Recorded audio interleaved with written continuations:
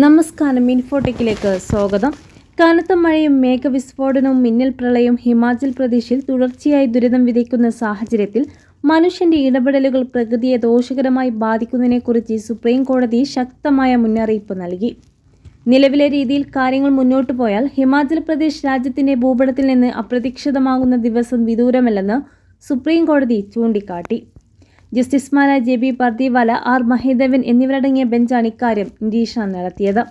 ഷിംലയിലെ ശ്രീധാര മാതാ കുന്നിനെ green ഏരിയയായി പ്രഖ്യാപിച്ച സംസ്ഥാന സർക്കാർ തീരുമാനത്തിനെതിരെയുള്ള ഹർജി പരിഗണിക്കുന്നതിനിടെയാണ് കോടതിയുടെ ഈ നിരീക്ഷണങ്ങൾ. ഹർജി തള്ളിയ കോടതി സംസ്ഥാന സർക്കാരിന്റെ തീരുമാനം ശരിവെക്കുകയും ചെയ്തു. വർഷങ്ങളായുള്ള അശാസ്ത്രീയമായ പ്രവർത്തനങ്ങളും പരിസ്ഥിതിയോടുള്ള അശ്രദ്ധയും ഹിമാചലിന്റെ ദുരവസ്ഥയ്ക്ക് കാരണമായെന്ന് കോടതി വ്യക്തമാക്കി.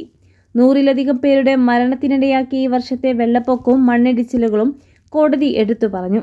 4-വരിപ്പാതകൾക്കും തുരങ്കങ്ങൾക്കുമായി കുന്നുകൾ ഇടിച്ചിരുത്തതും ജലജീവികളുടെ തിരോധനത്തിനും കാരണമാകുന്ന ജലവൈദ്യുത പദ്ധതികളും ഹിമാലയൻ നദിയായ സത്ലജ് ഒരു അരുവിയായി ചുരുങ്ങിയതുമെല്ലാം ജഡ്ജിമാർ ചൂണ്ടിക്കാട്ടി. പരിസ്ഥിതിയെ ബലി കഴിച്ച് വരുമാനമുണ്ടാക്കാനാകില്ല എന്ന് വ്യക്തമായ സന്ദേശമാണ് കോടതി നൽകിയത്. ഹിമാചലിലെ ദുരവസ്ഥയ്ക്ക് കാരണം വികസനമോ മനുഷ്യന്റെ അശ്രദ്ധയോ